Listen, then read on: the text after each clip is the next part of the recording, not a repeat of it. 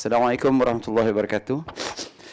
Tajuk kita, mauduk kita pada hari ini yang dibincangkan oleh kumpulan ini, bagaimanakah seorang yang mengusahakan satu perniagaan yang tidak halal dan dia mau masuk Islam. So, pertama yang kita buat, kita interview dia. Pertama yang masa dia sampai, kita interview. Pasal itulah baru kita tahu perniagaan dia yang tak halal dari segi syar'i tadi. So, lepas interview, dalam interview tu kita cari apakah dia punya plus minus dia punya kemampuan. Misalnya kalau dia berniaga tu at what level, dah mampu ke tak mampu ke, maksudnya dah kaya lah dalam perniagaan tu ke atau macam mana. So bila kita interview, kita akan tahu dia punya status macam mana dia seorang ni. Tu satu, yang pertama. Yang kedua, boleh ke tak boleh? Kita kata boleh. Setelah mengkaji dia, kita kata boleh. After we know his situation, we said can. Boleh masuk. Yang sebenarnya boleh masuk, tapi kita tanyakan maklumat tu supaya macam mana Brother Lim kata tadi, yang pertama sekali kita mesti interview dia. Jadi kita tahu maklumat tentang diri dia. Jawabnya boleh dia masuk Islam. Dan macam manakah apabila dia masuk Islam, kita kata boleh. Dan pertama sekali yang kita kata, you mesti bukan terus perkara perniagaan dia, kita kata you mesti belajar tentang Islam. Bila dia belajar tentang Islam, jadi dia akan nanti tahu bahawa perbuatan dia itu salah. Jadi apabila dia tahu perbuatan itu salah, dia akan nanti pelan-pelan menukar untuk jadi Islam. Misalnya baru ni saya ada satu orang budak Islam yang masuk Islam. Kita cerita pasal kebersihan dalam sembahyang. Jadi dia datang balik sana, dia kata dah masuk Islam dah 3 bulan. Sekarang ni saya nak sunat dah, pasal dia kata tak suci, dia kata. Makna dia sendiri yang datang nak membetulkan keadaan dia. Jadi kita bagi dia ilmu kat situ. Jadi kita terangkan tentang perniagaan yang harus dibuat, macam mana punca pendapatan tu. Jadi kita terangkan biar inisiatif daripada dia sendiri. Lepas tu yang keempat, pelan-pelan kita arah dia, makna dia kena mencari punca yang halal. So, jadi dalam mencari punca ni halal ni ada dua cara. Kita tengok dari segi kekuatan dia. Yang pertama, kerana bantuan daripada pihak Majlis Agama Islam pun ada. Tetapi sekiranya dia tidak ada mempunyai kekuatan untuk menanggung kos yang perlu dia hadapi, so jadi makna dia kena buat perubahan dia sedikit-sedikit. Dan kita percaya dia sebagai seorang businessman,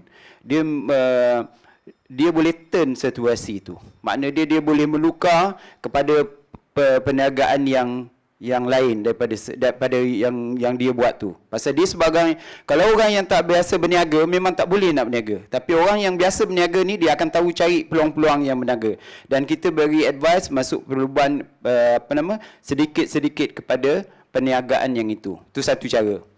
Cara yang kedua, sekiranya dia mempunyai simpanan bagus dan sebagainya, dia mungkin boleh menukar, terus saja berhenti. Tapi kita kena buat jalan dengan bantuan kepada Jabatan Agama Islam, kerana di bawah bantuan mu'alaf, dia boleh buat untuk berniaga dan sebagainya. So jadi mungkin kita jaminkan dulu, kita tanya dengan dia, kalau kawan ni berhenti, you boleh tak bagi dia modal untuk perniagaan yang macam mana you boleh support kat dia. Kalau dia kata boleh, maka bolehlah dia berhenti serta-merta. Kalau tidak, dia terpaksa piece by piece. Itu saja. Terima kasih. Komen kamu semua tentang kumpulan ini, saya tengok banyak bagus. Yang tadi itu, kalau perniagaan yang dia haram, dia yang berniaga dia haram tu, okey, yang pertama kita kena bagi tahu dia, Islam bukan agama yang tukar serta-merta. Islam adalah satu agama yang kamu faham, kamu adjust, apa yang betul, bagus, teruskan. Apa yang kurang elok, kita pelan-pelan ubah. Bukan serta-merta. Kita semua ada belanja yang kena bayar setiap bulan kan? Mana boleh kita tukar serta-merta? Nak tukar serta-merta pun kena cari peluang yang halal, yang sesuai kan? Relax dululah lah. Betul? Tadi kata interview tu sangat bagus, supaya you tahu perniagaannya, dan you galakkan dia belajar. Dan sambil tu, kalau dia tanya, kita hanya boleh cadangkan dia, kalau boleh pelan-pelan, You pelan-pelan cari peluang lain yang halal, pelan-pelan switch, berubah perniagaan ni kepada perniagaan yang lain. Sebab dia perlukan masa untuk cari ilmu dalam perniagaan lain. Faham ke? Sebab nak cari perniagaan lain yang boleh dapat jana income yang begitu cukup untuk dia belanja tu bukan senang. Setuju tak? Tapi yang paling penting di sini adalah kalau dia masuk Islam, kalau dia perniagaan dia terlibat, perniagaan dia tidak halal, tolonglah jangan bagi tahu masyarakat orang Islam. Jangan bagi mereka tahu sebab mereka akan pergi dia, ini haram tau, ini dosa tau, you makan duit haram tau, makan mereka semua ni hanya tahu cakap hukum. Mereka tak faham keadaannya. So you kena protect dia daripada merahsiakan kedudukan dia. Cakap dengan dia, your situation, you and me know, nobody else should know. You dengan saya tahu, orang lain tak perlu tahu. Nasihat datang pada saya, jangan layan. Kalau orang tanya apa-apa pun, cakap dengan dia, Brother Lim dah ajar saya dah selesai dah. Lain tak payah terangkan. Lim dah ajar, dah selesai. Ada settle dengan Brother Lim dah, habis cerita. Dia cakap nama saya, supaya boleh cari makan. Betul tak macam tu? That's how you supposed to do. Another thing, important thing is, you kena protect dia, sekiranya orang Islam dah tahu. You kena protect dia, cakap dengan dia. Pertama, jangan salah orang Islam. Kadang-kadang mereka rasa ini memang haram kan. Sebab itulah mereka tengok you dah, kalau you tak masuk Islam, you masih lagi terlibat macam ni, mereka akan tuduh you macam-macam. Jangan salahkan mereka. Yes, you must explain to him first. Don't until the people attack dia sebab tak boleh tahan lagi baru nak defend too late. Always remember, inform earlier. Settle earlier. Kalau orang Islam dah tahu, dia akan cakap macam ni tau. Jangan salahkan mereka sebab memang mereka risau tentang you. Dia punya risau tentang you. Bukan dia nak tuduh you kan. Kita tukar dia punya hujah begitu. Dia risau. Dia worried about your punya income. Itu tak halal bagi kamu. Tapi dia tak faham. Jangan salahkan dia. Dia tak faham sebab situasi kamu berbeza. Situasi kamu baru masuk Islam. Islam tak suruh kita ubah serta-merta 24 hours ataupun terus masuk Islam. Semua jadi Islamik. Solat 5 waktu, tahajud tiap-tiap malam. Halo. Semua perkara kita buat gradually ikut keimanan, kefahaman kita. Setuju tak? So kita kena protect dia. Macam contoh, orang yang masuk Islam. Just want you to know that bila kita terangkan sesuatu, kena terangkan menyeluruh, bukan terangkan satu pandangan. Kalau tidak, dia sangat susah. Contohnya, berkatan, wajib ke sunat? Halo? Ini bukan ikut mazhab Syafi'i punya orang. Ini semua Hanafi ke, Hambali ke, ataupun Maliki. Mazhab Imam Syafi'i adalah khatan untuk lelaki dan wanita adalah wajib. Compulsory untuk lelaki dan wanita. Wajib.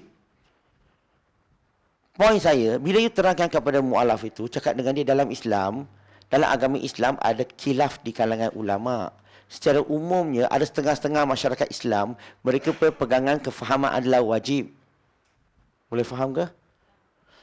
So, bagi mereka tahu itu wajib, maka mereka kata itu wajib perlu buat. Satu lagi golongan, dia kata khatan itu sunat. Maka ada dua pandangan. Tapi kadang-kadang mereka faham satu pandangan atau faham pandangan ini. Itu yang jadi masalah. Sebenarnya dalam Islam ada dua pandangan. Kamu boleh pilih mana-mana satu.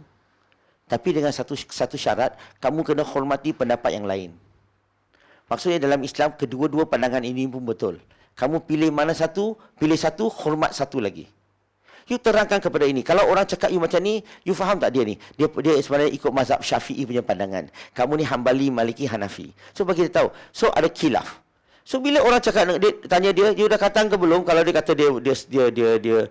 dia kefahaman dia bukan wajib, orang akan attack dia kan? So dia dah tahu, dia ni pegang kepada pandangan yang wajib. Tapi ada khilaf. Dia tak faham ada khilaf dalam ahli sunnah wal jamaah. Kita kena terangkan supaya bila orang, we must not only explain to the person, we must also explain the way that they can protect him. Belajar Islam tadi, ingat belajar Islam tu bukan ajar dia hukum hakam tu. Bukan ajar dia halal haram tau. Ajar dia akidah Islam. Bila akidah dia dah mantap, percaya kata saya, dia sendiri akan tanya you, macam mana saya boleh tukar perniagaan saya? Ada cadangan tak? Ingat, you nak bagi cadangan, tanya dia, apa yang kamu boleh buat? Apa yang kamu mahir buat? Apa yang kamu tahu? Bukan apa yang saya tahu. Okey, itu cukuplah. tak mau pergi panjang lebar. So far the answer okey tak? Itu cara kena cakap. Okey.